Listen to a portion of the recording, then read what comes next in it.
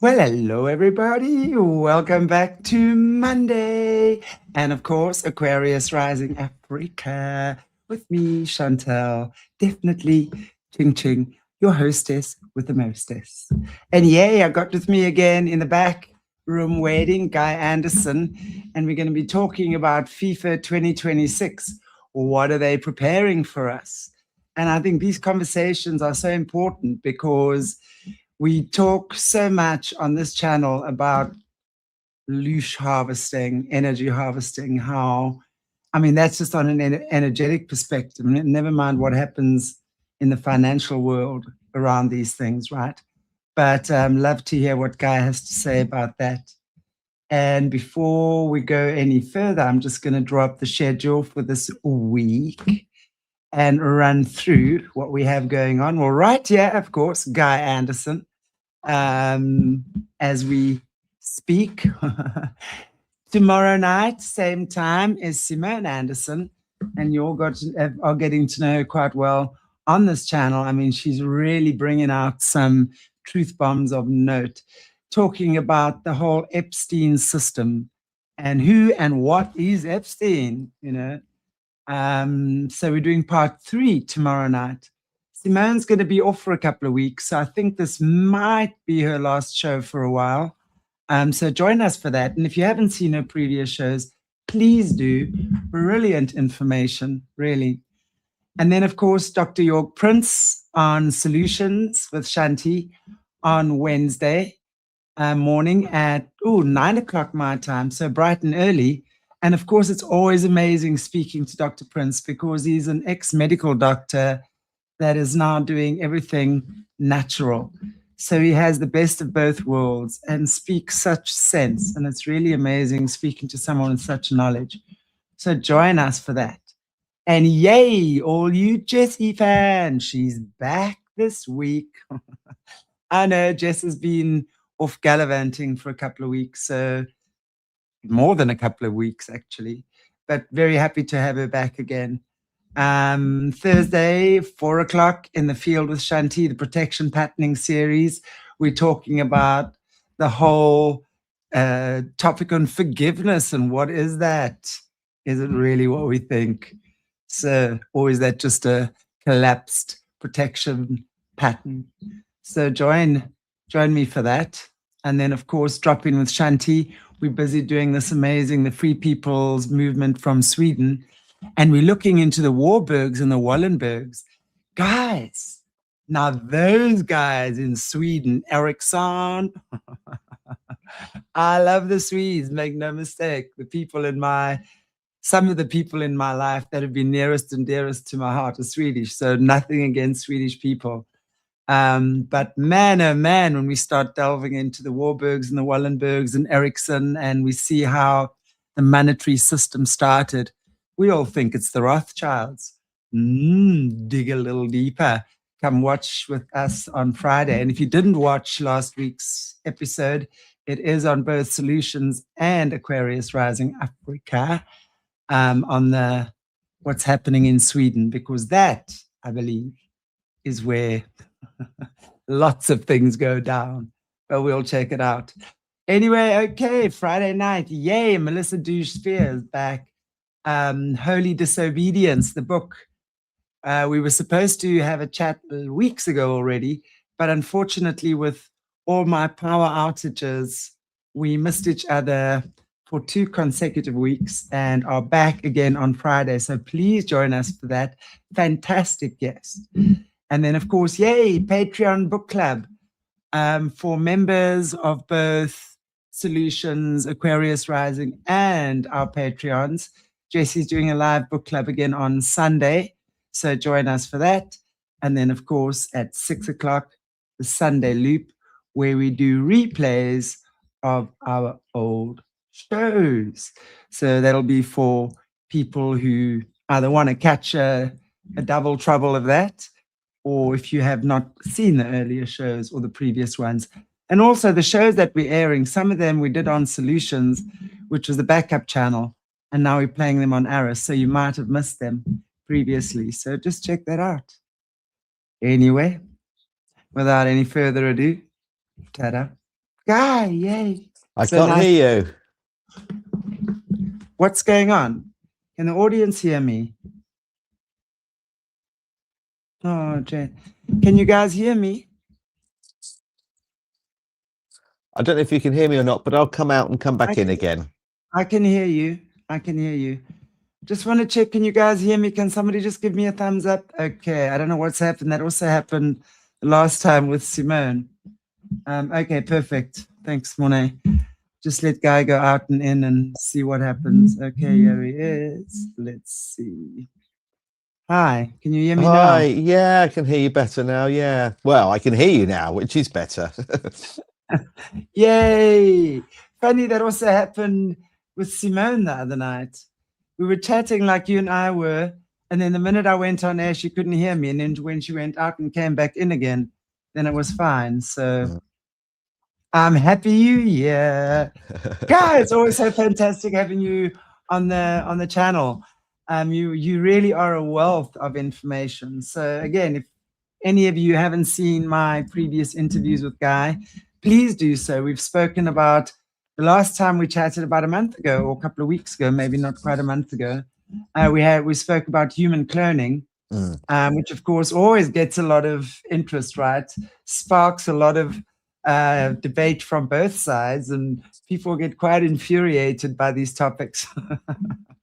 It's a difficult one. It's a little, for me, human cloning is a little bit like when I discuss it now. I mean, I've been talking about it for over 12 years, but it's a little bit for me like the scenario I went through during the pandemic, where I was trying to alert people that I knew deep down would never wake up and weren't on the same page as me. And I was trying to share my thoughts on what was really going on and try to encourage people to resist taking the medical intervention and not to follow the rules. And they just weren't on board. And I find that sometimes with human cloning, there's a lot of people that don't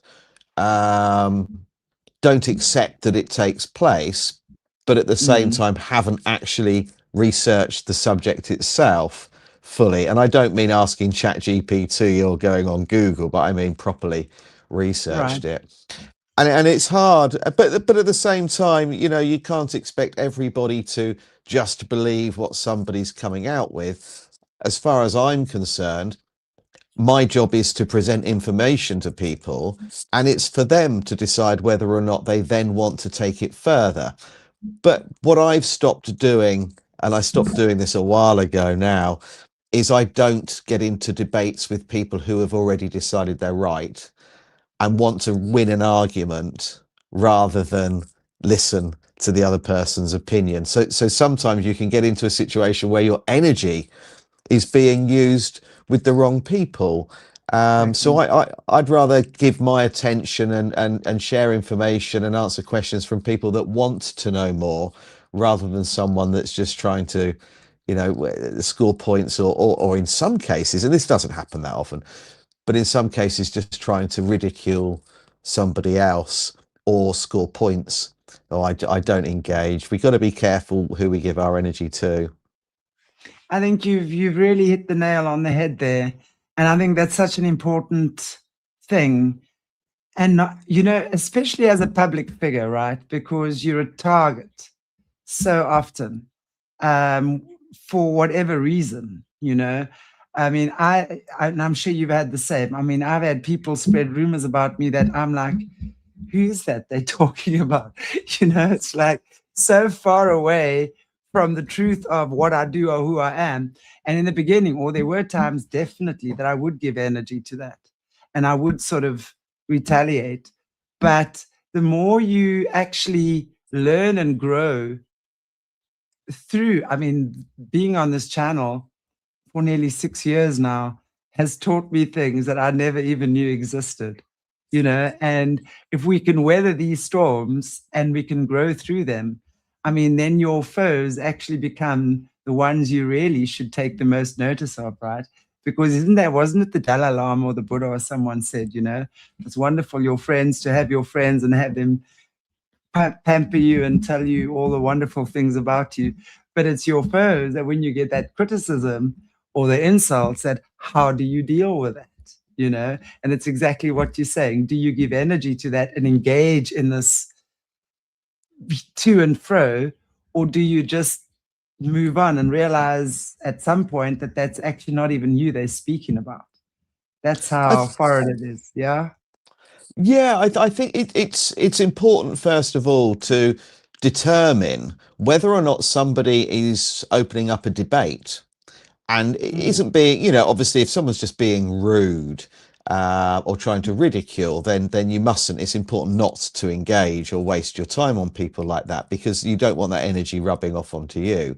But if someone's got an argument against what you're saying, then I think we learn by taking on board what other people say. And then, you know, I've done it in the past. Somebody said that they don't agree with something I've said, and I'm not asking anyone to agree with anything I've said.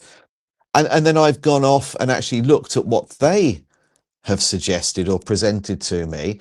And actually, Yeah. I found out that you know what I was talking about is only part of a particular subject, and that what they presented was really valid. And it's led to me going back on some things and saying, actually, I've been presented some new information, and I think I might be wrong on this particular subject.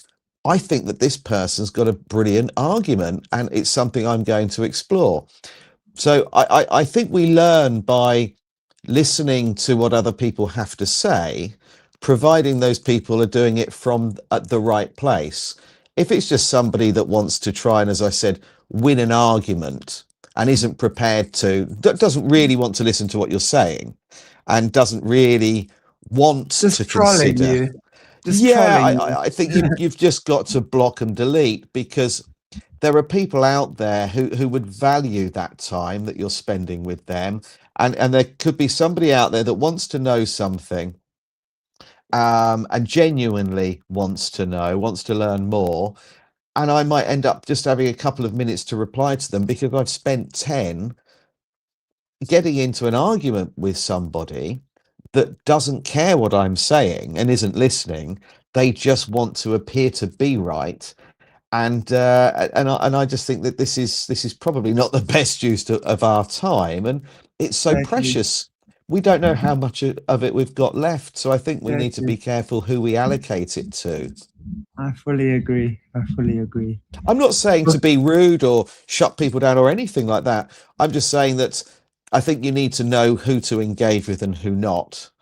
And Exactly. I tend to start off with the first thing I look for is someone that appears to be genuine and nice. And even if they're saying that they disagree, you know, nice, you know, people that come from a good place with nice intentions will actually say something like, well, with the greatest respect, I've listened to what you've got to say, and I don't agree. I actually think this might be the case.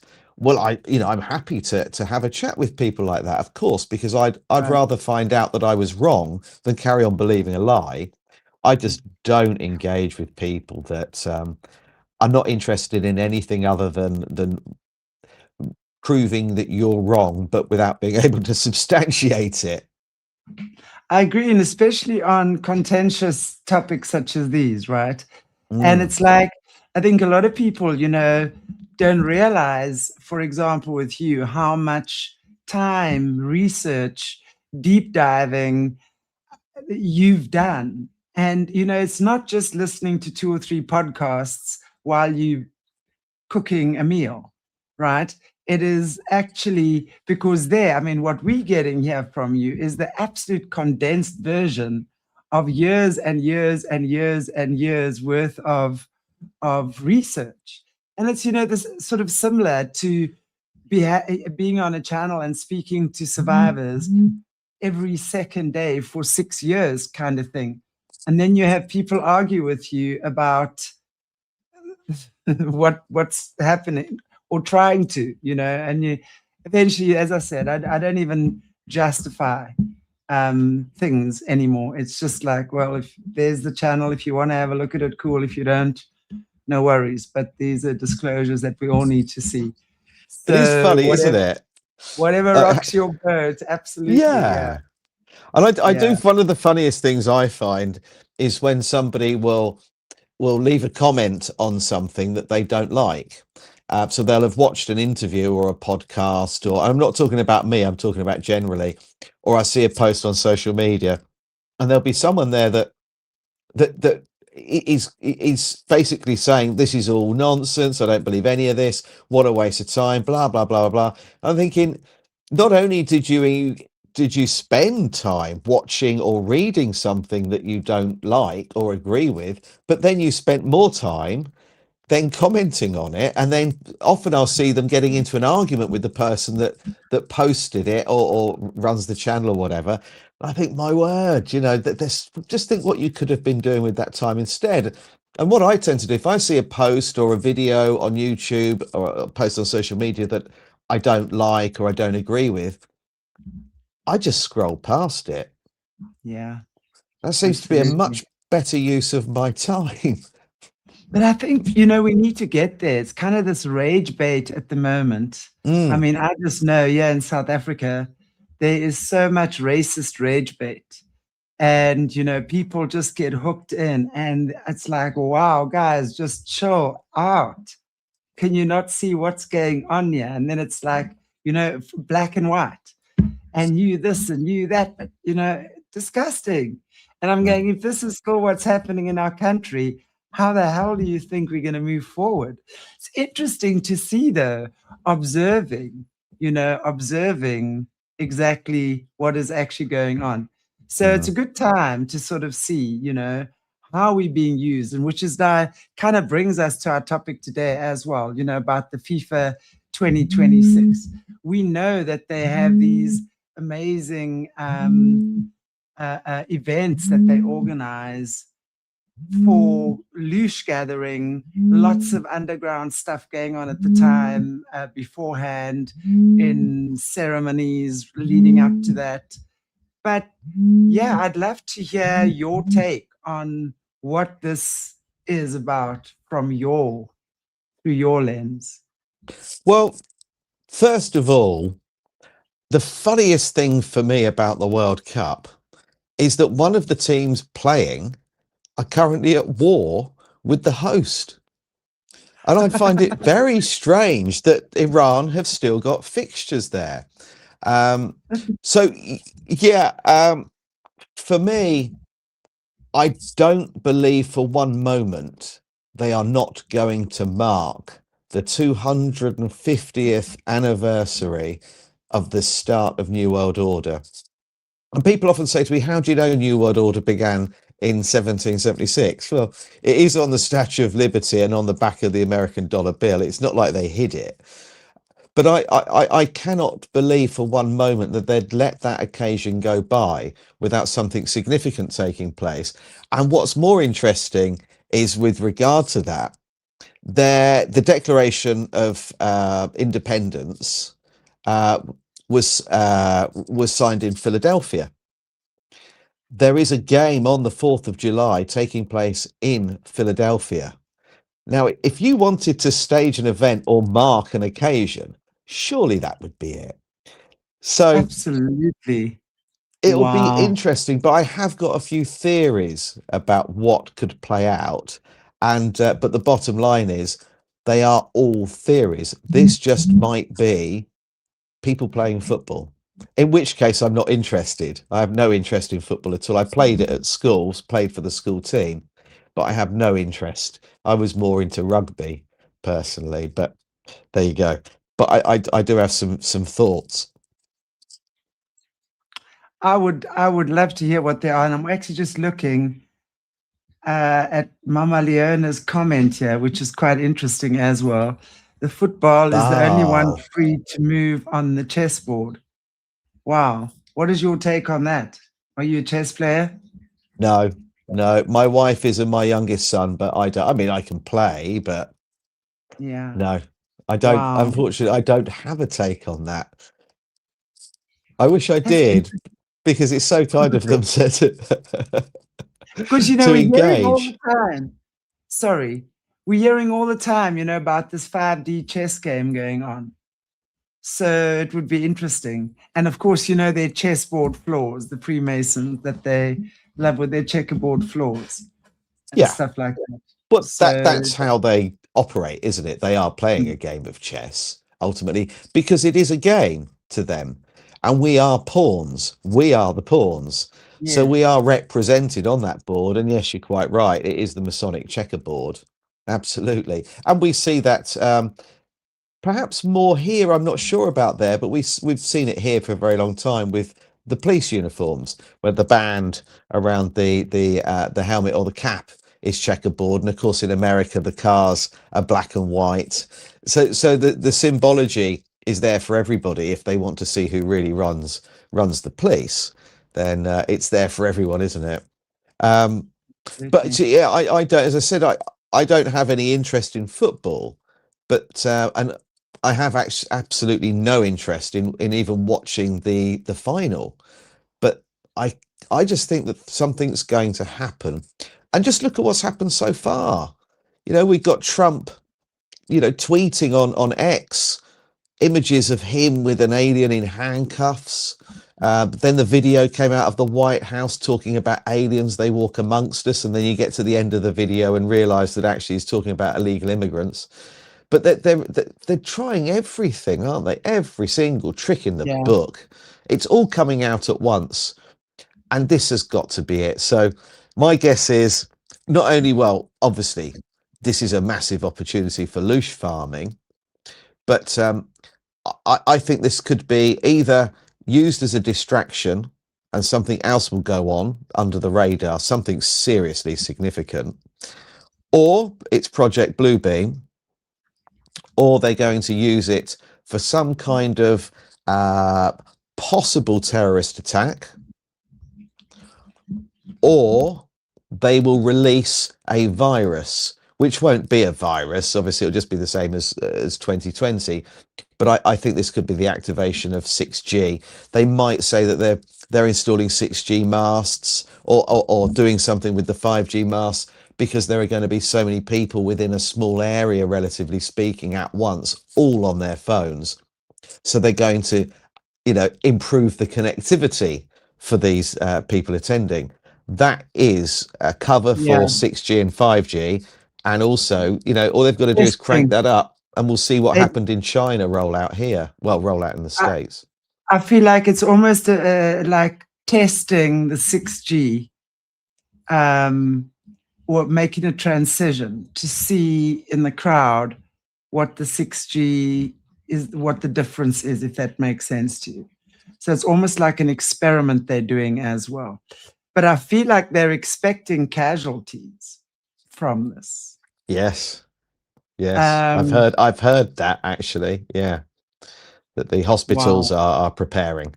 Yes. But not, I mean, when you have crowds like that, the thing that, and they're keeping an eye, very strong eye. They've got their people around, watchers, because like, sure, when you always have, you're going to have your hospital staff on high alert when there's crowds, because maybe accidents or people too much drinking or whatever, you're going to have your normal, but this is for something different. That's what I feel. This is that there's the technology that they're using definitely is going to affect some people. So it's almost like behavior changing, heart attacks, like sudden weird experiences. I don't know. I feel like something's being released at the same time. When we talk about this cloud seeding or something like that, I don't know, some chemicals or something like that. They've got I feel there's a lot. As I'm speaking, it's just, I'm seeing it.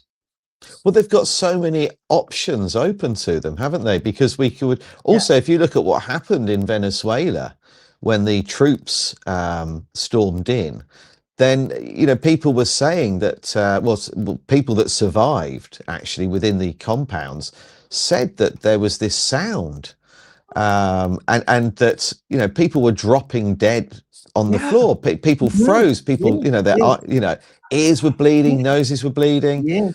They were unable to do anything. They tested this in the Middle East, and there it was called the voice. Oh, a few years ago during one of the invasions, I think this was Afghanistan. I believe, I might have got this wrong if it was Afghanistan or Iraq, but they called it the voice of Allah or the voice of God. This is And not as quite as obvious as that. It's more subtle. It's almost like the testing of a more subtle version. Like as you're saying, ears and eyes bleed. No, not as obvious as that. It's going to so be a more. form of mind control could also be at Yeah, play, like couldn't it? like just dying of a heart attack, or a very weird behavior. Suddenly, a change of behavior, change of spirit. Change of spirit is what comes through to me. So it's almost like whatever's being released. I don't know. Like there's definitely some weirdness being released. Well, it could Very also much. get the crowd to fight against each other. I mean, Right. that's not Right. unusual with football. Right. Obviously, living here in England, Right. in The the aggressiveness. 80s, Yes. yeah, in the 80s, we Aggression. grew Yeah. up with it. There were the sort of rival fans turning up at games, not to watch the football, but to fight. We had most notorious were the Chelsea headhunters. They were horrific, and some of the people involved worked in the city. There were bankers and brokers, stockbrokers. But on a Saturday afternoon, they went out to fight. They weren't interested in anything other than fighting.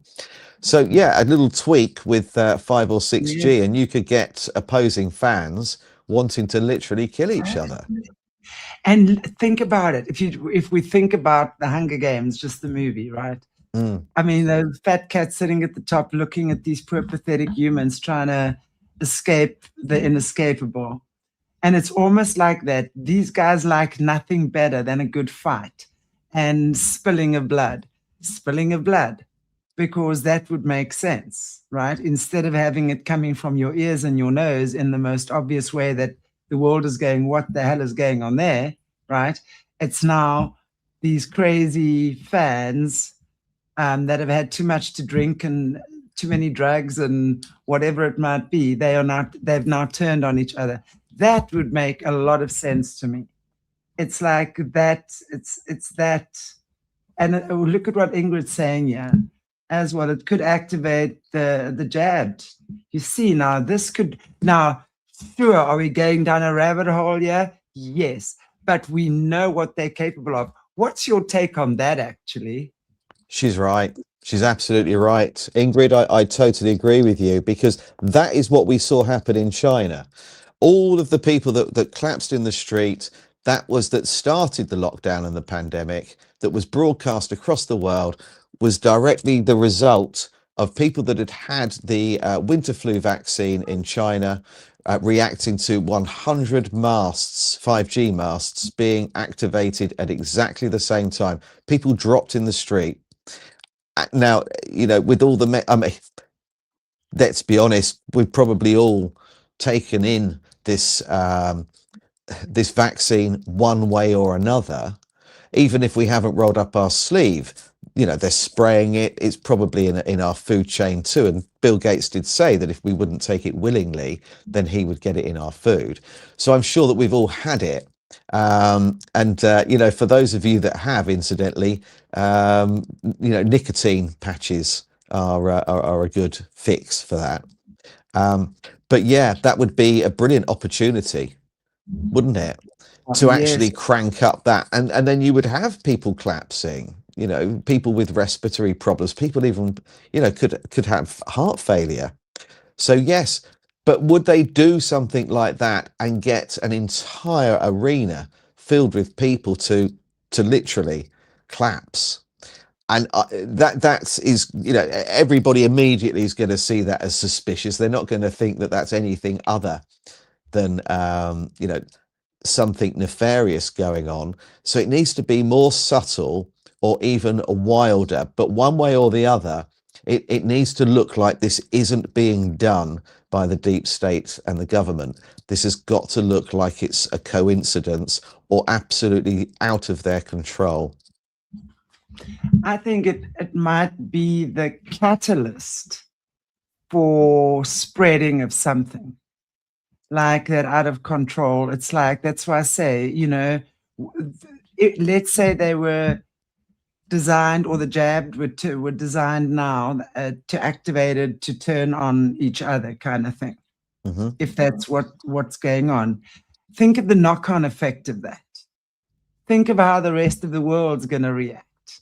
Think of how furious, and of course, all the conspiracy theorists are up in arms again. So again, it's another psyop. No, not that it's a psyop, but it's another loosh harvesting experience that just carries on and on. And then I also feel like there's chemicals in the air. There's chemicals. I smell chemicals in the air.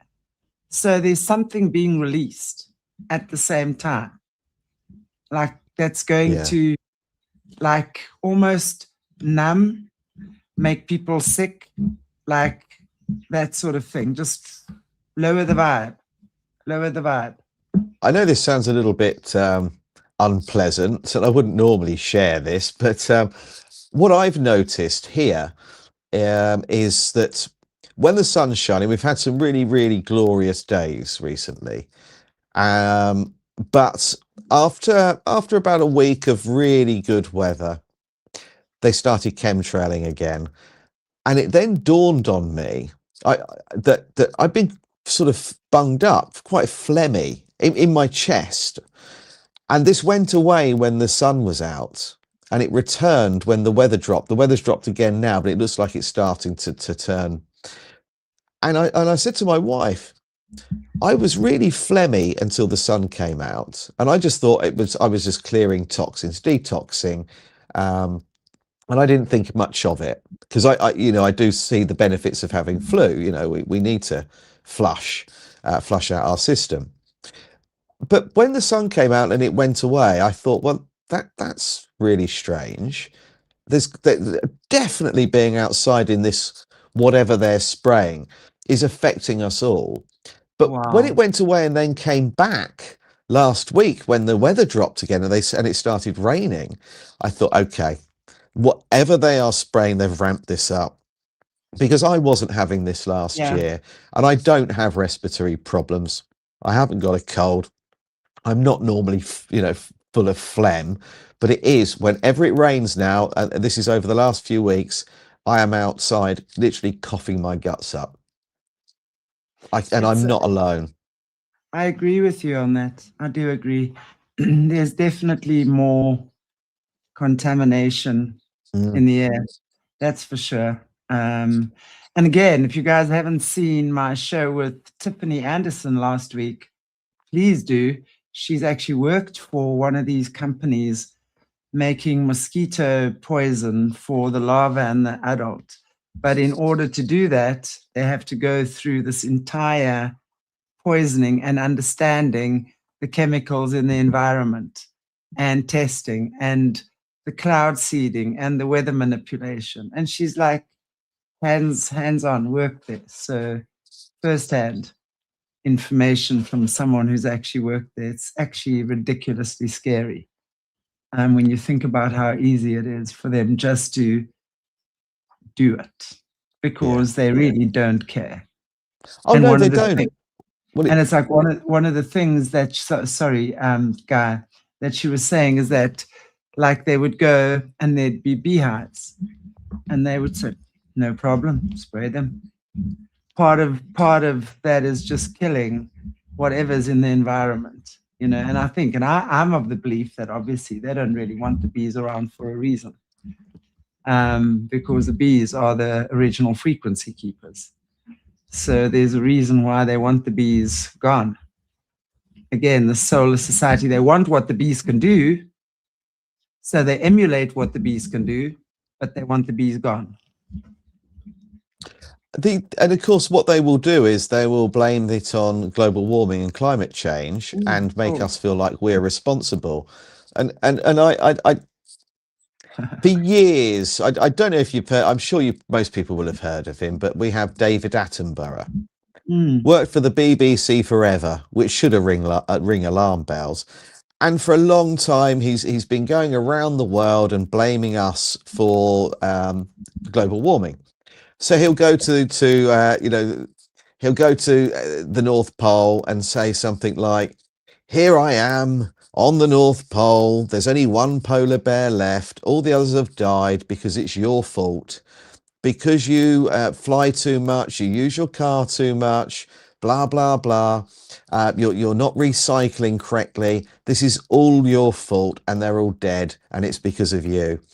And what he doesn't say is, and it's because Blackstone have stripped the Amazon rainforest. It's because my friends and other people that have been knighted and fly around the world giving talks are damaging the atmosphere. And obviously, I don't believe in any of this stuff.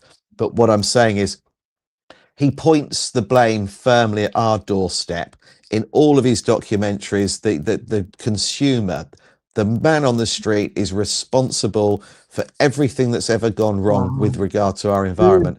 But what he doesn't do is turn the camera around and show you the 100-strong crew that he has with him, including his private chef. He doesn't show anybody any of that. It's just him on his own, stood a few hundred feet away from a polar bear that's going to die of loneliness because we killed its entire family because you went on holiday last year and you don't recycle properly. It is bullshit. And we are being made sort of to feel accountable and responsible for what these big corporates are doing. Smelled like, I missed that one. Smelled like fuel. So yes, they've been harming the environment, and they don't care about it. They want to break the ecosystem entirely. And that is a push towards us eating synthetic meat and bugs, insects. It is. They've been talking about it for a long time, haven't they? And also, I saw something the other day, a particular wasp that suddenly appeared here in England. And I was sat outside and I watched it catch a bee and chop the bee's head off. It actually decapitated the bee. And that was it. That's pretty much all it did.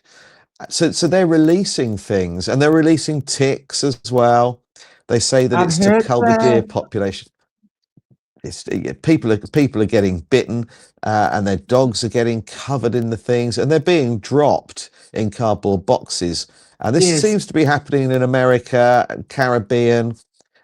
People are reporting it, and it does a couple of things. One, it stops people going for that walk in the country that they used to on that particular footpath or trail that they did.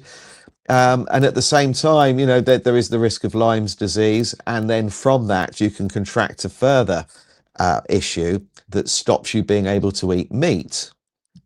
This is all perfect, isn't it? Because if someone came along and you miss that steak, you miss having burgers, and someone's come along with a synthetic version of that, then it's just pushed us a little bit further towards artificial food, essentially synthetic food. Well, I'm horrified about the wasp decapitating the bee, and just to it was horrific. I couldn't believe what I was seeing.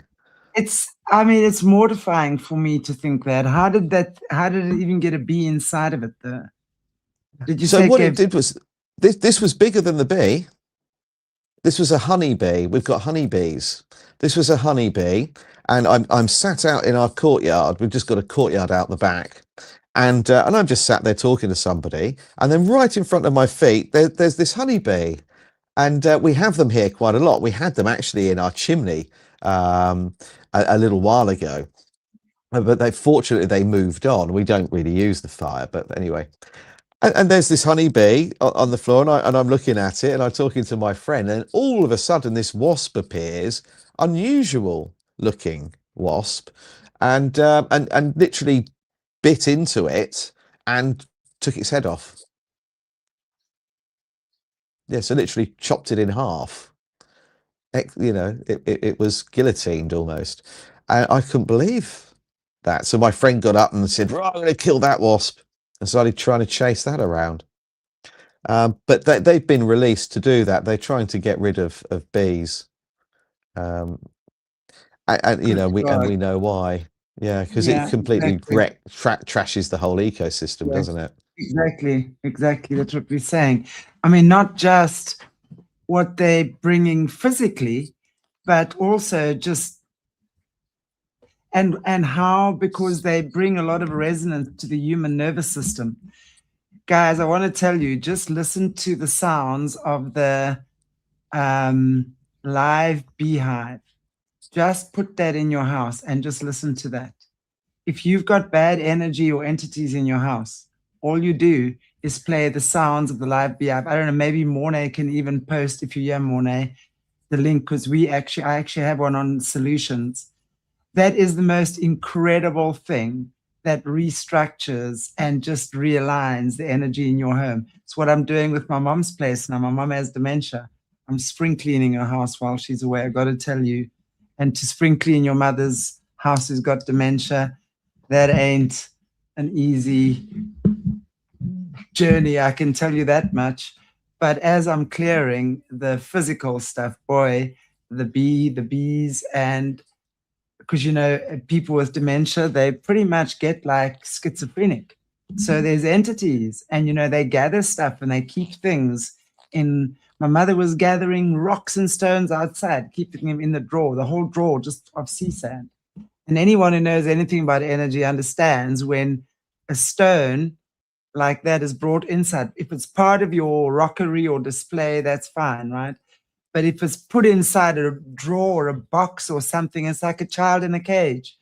The energy then inverts and it creates the, where it naturally is outward, right, expressive, it now creates the inversion of that and draws down and then takes you down, and especially when the energy is low. So I've had to really reshuffle, and she's either going to be very happy or very, very, very cross. You'll just have to wait and see, won't I you? said to my brother when he's going to come, I said, you better take, because I'm fetching them together, he's bringing her back. I said, you better come with me. I said, I'm not going to be alone for this one.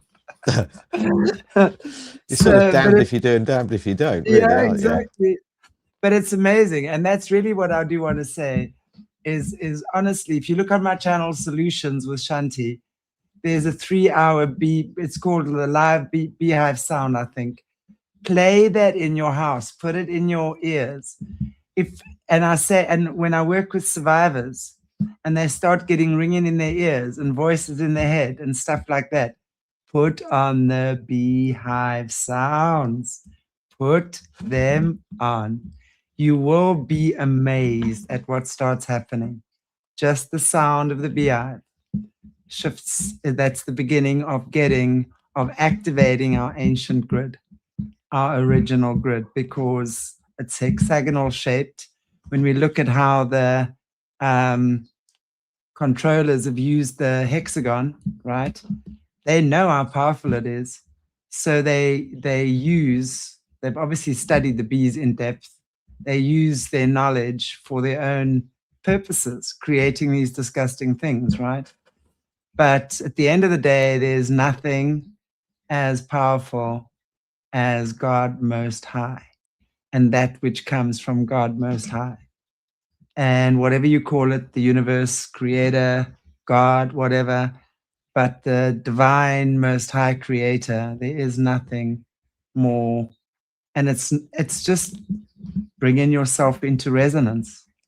And it's a very amazing process because that's what helps us and that's what gets us out of this.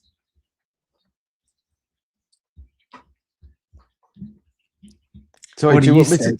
Right. So, well, I was going to go back to the World Cup because there are a couple of other things that we haven't talked about, and that is not just the loosh farming, but Project Bluebeam. Yes, I was going to ask about that. Now, we know that, well, we think we know that they are planning a staged alien invasion. And it's interesting that Steven Spielberg's new movie is coming out, and that's kind of, you know, it's called Disclosure, isn't it? Right. And I find that that's very, very strange, very sinister, and I don't believe in coincidence. So we've gone from Fox Mulder in the X-Files and saying that, you know, we want to believe, I want to believe, to us now hearing we are going to give full disclosure You were right to believe. But of course, what we're actually going to see and what's being released may well all just be, deep state, reverse engineered, very advanced craft that is actually being designed and built and flown by US military. We don't know, do we? But I think that this is a wonderful opportunity for a staged alien invasion, because Wow, if you makes would, sense. yeah, They've been warning us. They've been warning us, haven't they? I just Mm. think that if you were going to do, what other time can you think of another event? If we just take the World Cup final, for example, what other event can you think of that will take place that's televised across the world that will have as many people watching it as the World Cup final? And the timing, remember? The timing, which is July 2026. Is that 250 years, did you say? Yeah, 250 years since the start of New World Order. New World So, Order. yeah, now it wasn't actually signed on the 4th of July, but that's the date that we kind of work to. It was signed a Yeah. few days later. But I also find it strange that there is a match taking place on the 4th of July in Philadelphia, exactly where the agreement was signed. But They've that got could to have been mark where that. they maybe did a ritual the first time, Hmm? or it was decided then there would be something, maybe the agreement, just the technicality was a few days Hmm? later, but there would have been something that happened on the 4th of July, which is Yeah. interesting then, because if we look at the calendars and maybe the moons and this astrological, because we know they always go according to Mm. astrology, right? So if we had to look at the astrological um, aspects on that day, it would be very interesting to see what they were doing and Yes. what they were, why that was an important day, and especially 250 years later, Yeah. right? Huh. And of course, the 4th of July, 4 and 7, you have 11. So I think that Yes, they do love their numbers, don't they? yes, absolutely. And if you look at also 2026, that's a 8, that's a 10, that's a 1. So that actually makes a 12, makes a 3. And again, yeah, we got there 3. Yeah. Yeah. And America in particular do seem to follow those numbers. I mean, even their emergency services, a 9/11, that's supposed to Mm. be the 11th of September is supposed to be when Jesus was born. We had the Twin Towers 9/11. So, they do adhere to numerology very, very strictly. Mm. So it will be interesting to see, what actually happens, because I just think if you wanted the whole world to see an alien invasion live, I mean, obviously this is going to be CGI, but if you wanted everybody to watch it at exactly the same time, not only would you harvest an incredible amount of loosh there, our energy, our fear, our anxiety, or our excitement is going to be amplified significantly. But I cannot think of another opportunity that they would have to have so many people watching a screen at exactly the same time. And there'll be bars full of people, there'll be halls, there'll be outdoor events with big screens where people are watching. People will gather to watch the final. And I've seen it before when England have lost against Germany. When I was in my teens, I actually remember going out. I don't remember where we watched the game, but my friends and I were watching it somewhere. And afterwards, we were walking through the high street, and people had been targeting German vehicles, smashing up German vehicles because England lost against Germany. I mean, it gives you an idea of the mentality that we're dealing with here. But So, would that not kind of be what we're saying could be, it wouldn't surprise me if all of the above that you mentioned, and I know we're talking about it now, but would that not kind of be the same as what we were saying for this time, like pretty much players turning on each other, or the supporters, but obviously supporting the different teams? Because I mean, these guys have got yes, so much invested in this game, right? And especially when you're getting closer to the finals and the semi. I mean, they're gambling. You got the gamblers there, boy. I mean, these are high stakes games.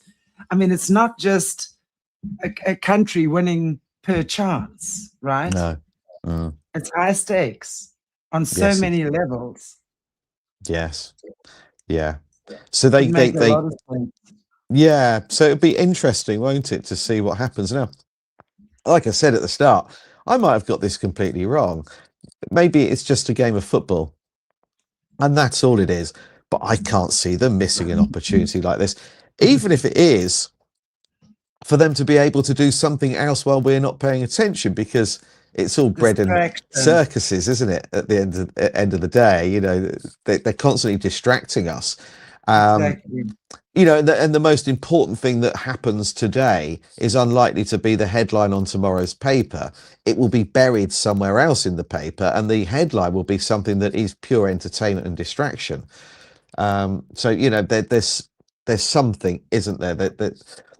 There's something going on, and I think we can feel it. A lot of people keep telling me they're waiting for something to happen. They can almost sense it's going to happen any moment now.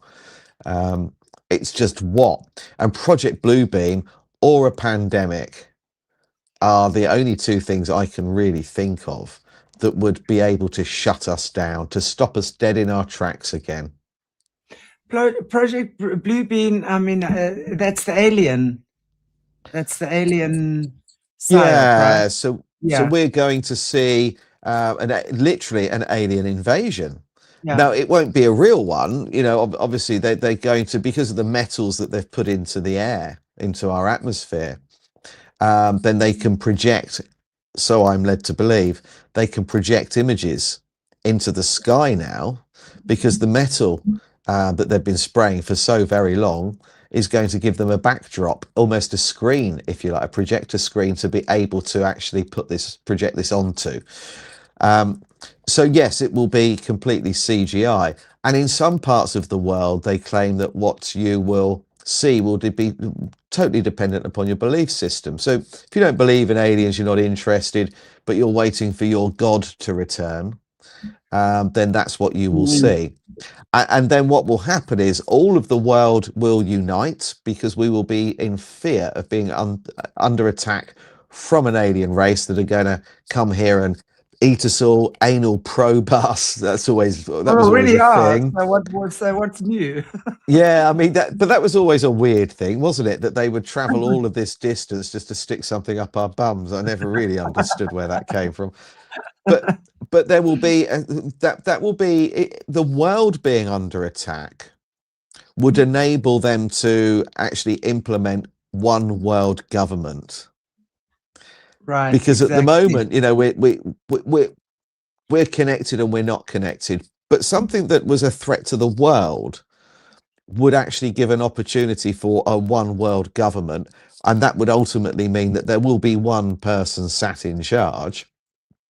And then, of course, it would end religion, because if people suddenly see aliens arriving, then anybody that is deeply religious is going to start questioning their belief system, because clearly this is going to demonstrate that we are not alone, that there are beings far more advanced than we are, blah blah blah, you know, and everybody knows all, you know, how this would play out. So it would quite possibly end religion. They would have to unite across the world, even sworn enemies, which is very similar to what they did with the Antarctic Treaty, which doesn't make sense either. And then you're going to have this need for one government to run the world, and one person sat at the very top. And right now that person would be Trump. They would put Trump in.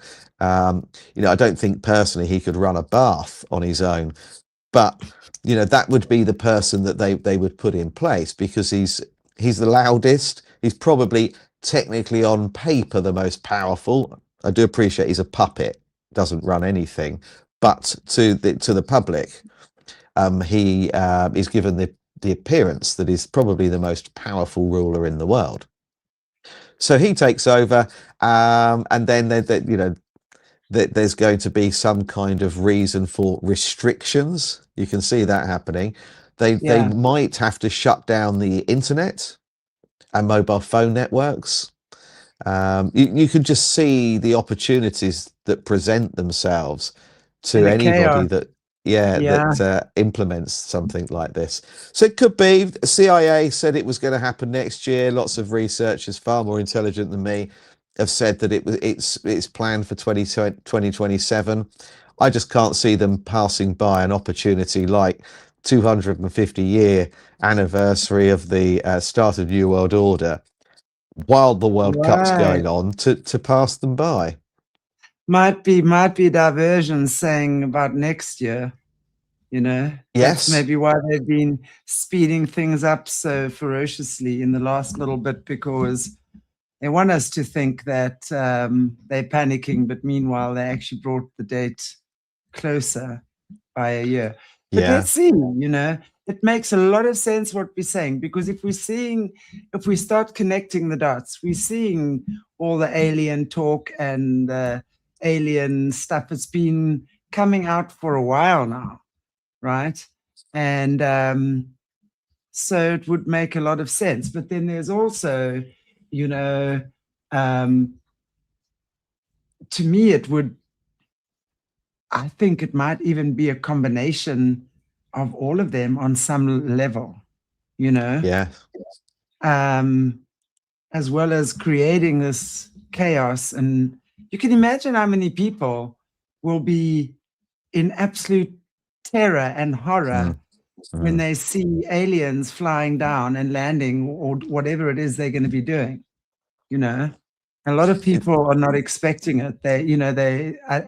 So there, that in itself, just the knock-on effect of that, I think that's what they bank on more as well, not just the event itself, but what the event brings afterwards, to the fruits of the labor of the events. They probably would have had quite a few discussions around that as well.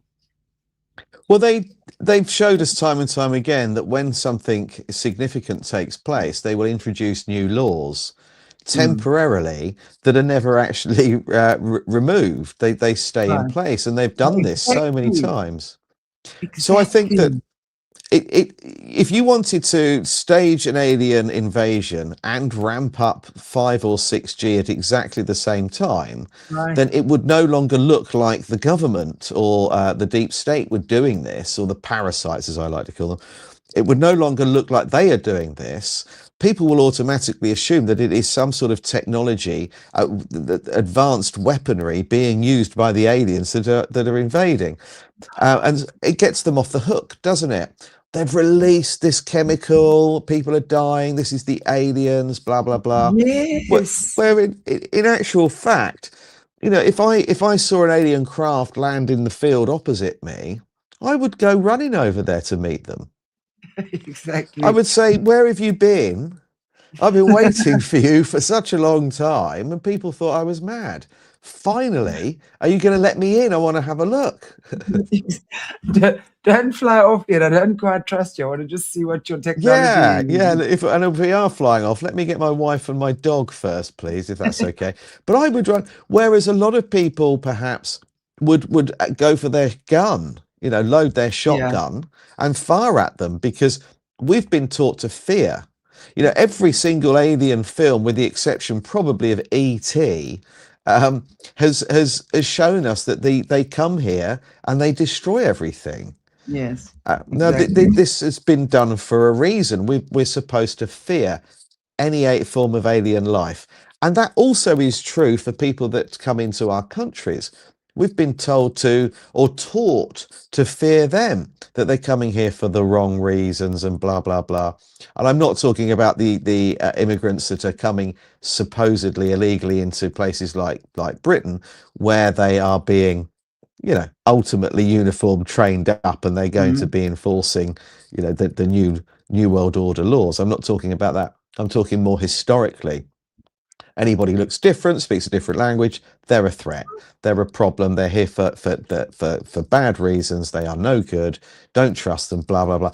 We've been taught to fear anything that is connected to the word alien, whether that's an alien body, found inside us, an alien object, an illegal alien, or an alien coming from Different for space. you. You know, Yes. it's something to be rejected, Yeah, and right? You feared, know, absolutely feared. You imagine the exactly. loosh that they would harvest from us. I mean, I always think with regard to loosh, if you go back to the gladiators fighting, then that's a brilliant example of people literally killing each other and animals getting, you know, chucked into the mix as well. You know, Totally. really, and this is an early method of loosh. You've got people gathered in one Exactly. place. Now, you know, the technology at their disposal now would be able to magnify that significantly, way beyond anybody's imagination. So there's got to be that playing a part in this too, to take all of that energy, because they do see us as batteries. We are little walking batteries, which is why Totally. we're Or charged. pawns. Yeah, they charge us and place us in a cell if we don't play by the rules. We are considered energy, and we elect people, put them in power. We go to a polling station to vote. You know, everything we do is, you know, even the flow of water and money, banks and flow, and it's all to do with energy always. So you know, why wouldn't this be an opportunity to harvest some of that energy, you know, on a scale that's unprecedented? Totally. And we Totally. might I see some mean, satanic symbolism as well going on with the opening and the closing. We might see, I'm sure, just as we do with the Olympics, some sort of satanic ritualism I've, taking place and symbology.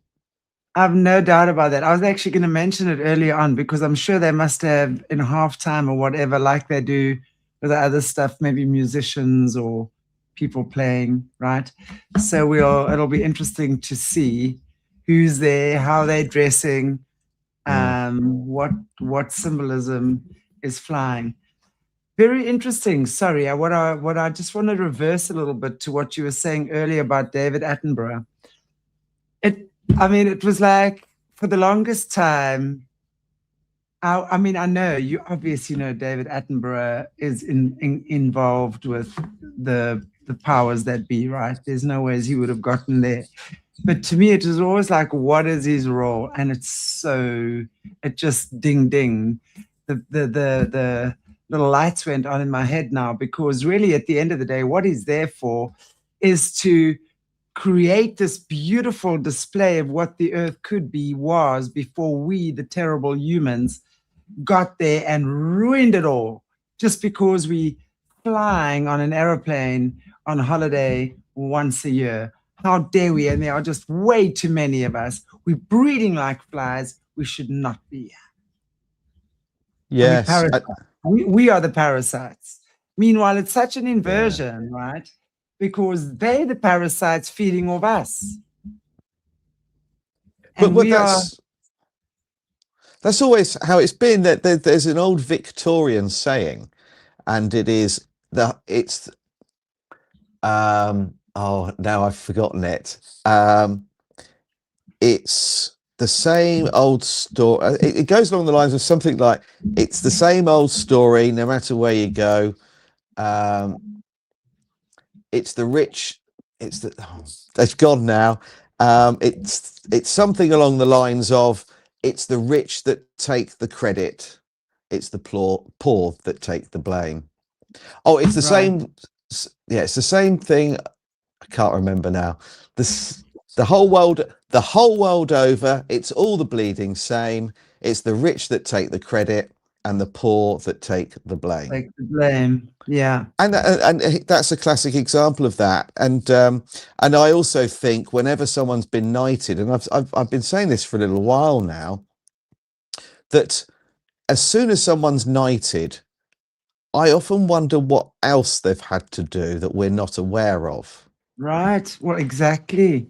Mm. I mean, to be a knight, you've got to be part of the brotherhood, right? To be knighted, Yeah. you for sure have to be part of the brotherhood and probably reached a certain level of degrees to get where you go. So I'm sure it's part of the same cult. I was Just sort of referring more to children, which oh, may right. may be one and the same thing, but I'm Yes. thinking personally, to get in the club, Yeah, then you there do. may well be. I just often wonder if there are children involved in whatever's been done to get that knighthood. It's just a feeling I have that they would have had to have served the crown in one way or another. Well, exactly. I mean, there's no doubt in my mind that they, because I know from previous shows and discussions we've had with some of the survivors, um, obviously at a certain age, especially the hierarchy kids, like, like Attenborough would be, right? They would be of certain bloodlines and expected to do certain things. So having certain rituals at the age of 12 is the first time they cannibalize. But before that, they're forced. That's the first time they do it with free will and choice. So that's the first abomination. And then, of course, that's unforgivable because you're not allowed to eat your own kind according to God's law. And then, of course, it just carries and gets worse and worse from there. So, yeah, definitely, I believe that. And of course, they've all got Epstein tapes on each other, don't they? That's part of the brotherhood. Is they Yes. sworn to secrecy because they have stuff on each other. And I Well, mean, if I'm not saying it's like Attenborough might not have been to Epstein Island. He might not have been part of that crew. But I'm sure if you have to start digging, there would be, and as you say, just the fact who his bosses are. And he's had this very, very public career as the guy of nature. I mean, that's quite a title that he's got globally. Everyone knows him. Everyone. It's like he never dies and he never gets old, right? Mm. So, what did you do to get that position? And it's That's what I true. would like to find Yeah. out. And the other thing with regard to cannibalism, I strongly believe that is why pork was introduced. That is why pork, Yeah. the pig, yeah, because it's too close to human. It arrived 7,000 years ago. It just appears from nowhere. They say it's a domesticated wild boar. It isn't. No, it's got human DNA. It has, and we can use their skin in grafts. We can use various parts of its heart. The eyes are human. It's considered to be very intelligent. It has quite strong emotions as well. So it just suddenly appears, and I think that this is some sort of cruel trick that they've given us this animal, if you like, that we are going to breed as livestock and we're going to eat. And the whole time that we're eating it, they are laughing at us, watching us commit a diluted form of cannibalism. So it's something that I've written about. It's something that I talk about quite often. And in the Bible, Jesus referred to pigs as being the lost souls, the condemned souls of people. They can't look up at the heavens, so they're forced to look at the ground their entire lives, and look at how they're treated and the conditions in which they live in. I don't think it's a coincidence that so many people through their faith won't eat it. They say that it's a dirty animal. I don't believe that for 1 minute. It might be forced to live in conditions that are dirty, but a lot of them will roll into mud because they get sunburnt. Their skin burns. So I actually think that the reason a lot of people don't eat pork is because they know deep down that actually, and we're referred to as the long pig by a lot of tribes out there. We'll see sort of someone like me turn up and say, "Oh, you're a long pig," and they say because human flesh tastes exactly the same as pork. There's too much there.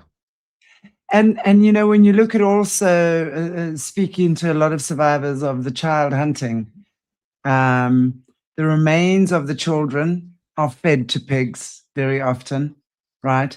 And then those pigs are you have your delicious bacon sandwich. You make that. Seriously, Not me. guys, really, Not me. really, wow, No, not for a long time. So no, it we've got to just be shouldn't. aware of this. And they, of course, they make it so delicious. They're Mm. going to market it. They're going to make the pork products so yummy, yummy, yummy. Pork, like, yeah.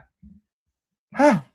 You've got to be so aware of these things as well. You know, you and yeah, They play us from every single angle, though, don't they? And you know, when we consider what they have at their disposal, the greatest minds in the world, the greatest technology in the world, an unlimited budget, they can, you know, do whatever they like to us. You know, they give us the internet, which they created.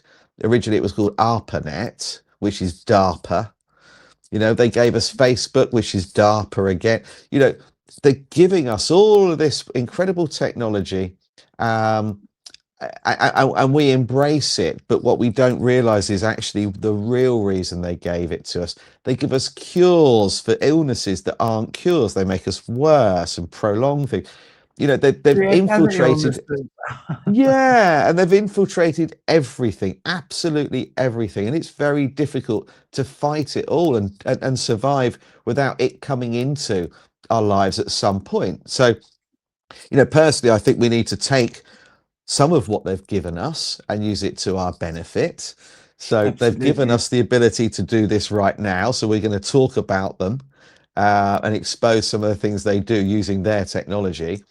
So I think exactly. that, you know, we've just got to use what they've given us for our advantage, but not be consumed by it, and try and also disconnect. And I think now perhaps more than ever before, we need to try to reconnect with nature and disengage a little bit from social media, from the TV, from the radio.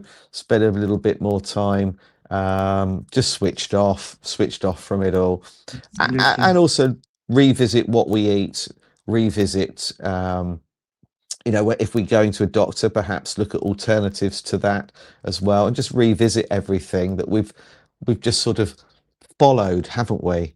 We've done what society does. We're ill, we book an appointment with a doctor, we listen to what they have to say, we get a packet of tablets and we leave. We need to go do some grocery shopping, so we go to the supermarket because it's convenient. Why does it need to be convenient? Because we don't have time anymore for anything. Why is that? Well, that's because we spend too much of it on social media scrolling.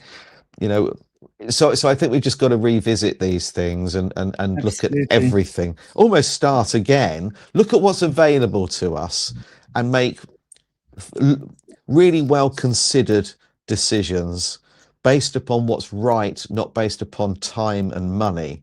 Because people will argue that, you know, if you go to a farm shop here in England, it's going to cost you a lot more for meat, fruit and vegetables.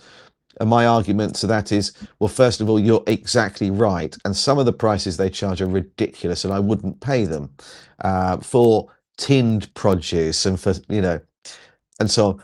But if you look at the nutritional value of their fresh produce, you won't need to eat as much. You Exactly. don't need to keep eating and eating and eating all the time, because you're getting what you need in that one meal. We don't need three a day. It's crazy. I don't, you know, it's just I nonsense. agree. You're nutrified. Food is your medicine. So the Mm, more nutrition dense your food is, the less food you need, and that's why your stomach shrinks. You don't. I mean, because we're eating cardboard food, and yes. it's this constant cycle. And sugar, of course, and you know they also work with that point of bliss. They've discovered how the correct combination of sugar and salt that they put in the food, I think it's that sugar and salt, where they reach the human's palate, that is that point of bliss. You know, it's like where oh, I just can't have enough of these, whether it's crisps or chocolate or whatever. They've absolutely mastered that as well. So Yes. they know exactly how to get you Mm, munching and munching. But if you know, there's things you can make. Absolutely. You know, I make what I call bliss balls. It's almonds, dates, cacao, coconut, cacao powder, coconut oil, dried figs, all together. Brrr, roll in a ball, It is the best candy ever. Best. And it's 100% superfoods. And it's more delicious. And of course, a bit of honey in there. No, not honey with the dates. But it's just amazing what you can do yourself. Make a chocolate mousse using avo. You just blend your avo, honey, or sweetener with enough cacao in. You don't taste the avo, and then you make like a almond and date crust. And it is my granddaughter, when she comes to visit me, when she was little, I want that, I want that. That's the only thing she ate. 100% beautiful, natural. I've got a sweet tooth. Trust me, I've got a sweet tooth. So I'm going to find the things that are sweet but natural. And it's amazing. So you start actually looking into things and you start working with people who grow their own food and make their own stuff. You start swapping. I've got, me and my neighbors, we every she goes, oh, you want some potato? I go, yeah, I got a carrot. You want 3 carrots? There you go. Tell me what they taste like. And then, so it's fun actually doing it. It really is nice. So we've got to really get back into that again. We really, really do. I remember being at my wife's best friend got married in Sorrento in Italy a few years ago now. I think it was maybe, I can't actually remember how long ago it was, maybe 10 years ago, something like that. Anyway, at the wedding reception, we the food that we were given was incredible. And I remember one of the hors d'oeuvres being passed around had something in it that was just really tomato. And I tried it, and do you know what? I had no idea how sweet a tomato should taste until that moment. I had no idea. I've seen people covering them in salt over the years to eat them. Chop them in half, cover them in salt, and eat. I had no idea that I know that tomatoes are fruit. I know that, but for me growing up, it was always something that it was one of the few things I didn't think, as far as fruit are concerned, really should be a fruit if we're talking about the taste. Right. And that was a real eye opener, actually having a real tomato for the first time at about, I don't know, 45 years old, and suddenly discovering the most incredibly sweet fruit, one of the most sweet fruits I've ever eaten, and amazing. It tasted completely different to anything else I'd ever had before. And that was a wake-up call. It really, really does. It really does. Wow. Well, really, at the end of the day, guys, I think we should be keeping our eyes and ears open when we're looking at, fake alien invasions happening, CGI. I mean, if we look at 9/11 as well, a lot of people are saying that was CGI. I mean, who knows? I don't know about that. But there's a lot of, you just look at the ads in China and stuff, right? In the streets and stuff at the moment. I mean, it is brilliant. So we have no doubt that that Project Bluebeam is alive and well, and probably on standby for this. And terrorist attacks, absolutely, because what is a terrorist attack really? It's an alien attack, isn't it? So anything alien or terroristy, I think definitely a 5G, 6G transition and some type of release of something. I smell it. I can smell it. Yeah, and it's in the air. Yeah, absolutely. And the diversion, so we just got to be aware, Again, I was saying again, I think, this is what Jesus meant when he said, turn the other cheek. If you don't like this stuff, don't go and sit and scream at people who like it, or don't scream at your TV set. It's ridiculous, actually. I mean, they still getting your energy. You might not be at the game, but how many guys are sitting in front of their TV sets, screaming at their TV set, right? And punching each other. Yes. Because, or at the game. So I'm just saying, be aware, be careful, just take it easy. Yeah, we are definitely, you know, this is spiritual warfare. It really is spiritual warfare, and we've got to be aware that we are the target. We really are. So, and not just one of us, the whole mass of us. Yeah, the 99%. Absolutely. Wow, Guy, thank you so much. I always appreciate having you on. Great conversations. And I'm wondering if there's anything you could maybe just want to say in closing to our viewers.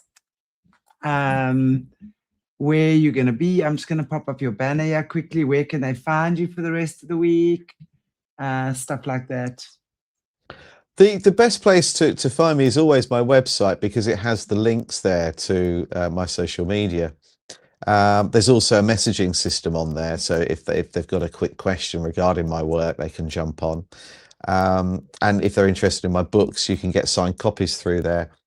But this week, I'm just going to be sat editing. That's it. I have a radio show that I do on an independent channel through the internet called Food for Thought. I do that every Thursday at 7 o'clock.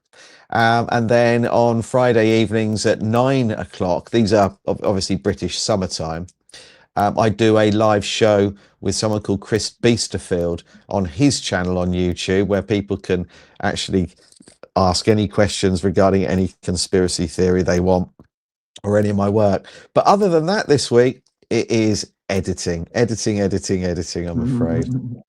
Well, we look forward to your next brilliant masterpiece that you're going to be sharing with us one of these days. So thank you so much. I appreciate you very much. And we look Thank forward to having you. you back in a couple of weeks again, for whatever installment is there for us next. And maybe we can chat about what this might have been, right? Yes, Mhm. yes, absolutely. And thank you. Doug? Did I call Pardon? you Doug? Did I call you Doug? No. If you did, I missed it. Okay, for a minute I thought I called you Doug. Okay, I'm going to say Guy. I didn't hear that, but maybe somebody will comment saying that you did, but I certainly didn't hear it. I thought my mouth said it, but I can't remember. I was like, did I say Doug or Guy? Thank you so much. Oh, and I do have one last thing to say. Forget New World Order. Forget New World Order. What we want is New World Disorder. Yeah. We need to take their system and smash it into pieces. We need we need disorder within their system. Well, you know, I tell you, Trump is a very contentious figure, and there's a lot of splitting opinions about Trump, and so that's also one of the reasons I do not like to engage about many conversations about him. It's too divisive. But no matter what you think about Trump, we've got to know he is bringing chaos in the way that is waking people up.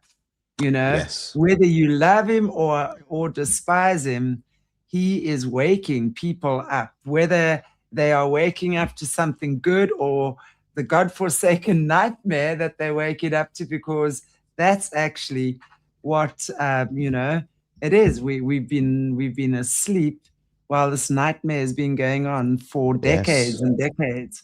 So it's time to wake up, wipe the snot out of our eyes, and stand up and go, what can we do to change this mess? Not, yes, oh that's my God, it. how did this happen What to can me? we do? What can we I do? do? What can I do? Not who's going to come and save me, but what can I do? Yeah. And it's really, the first thing is sorting out your immediate environment. Do whatever work you need to do within. You are the most important thing that there is. Don't ever forget that. And that's not an egoistic thing. That's a very humbling thing, actually, when you really feel the true essence of what I mean. So when you realize that, you want to share that with others, and you want people to realize how powerful we are. And I'm not talking about muscles and guns.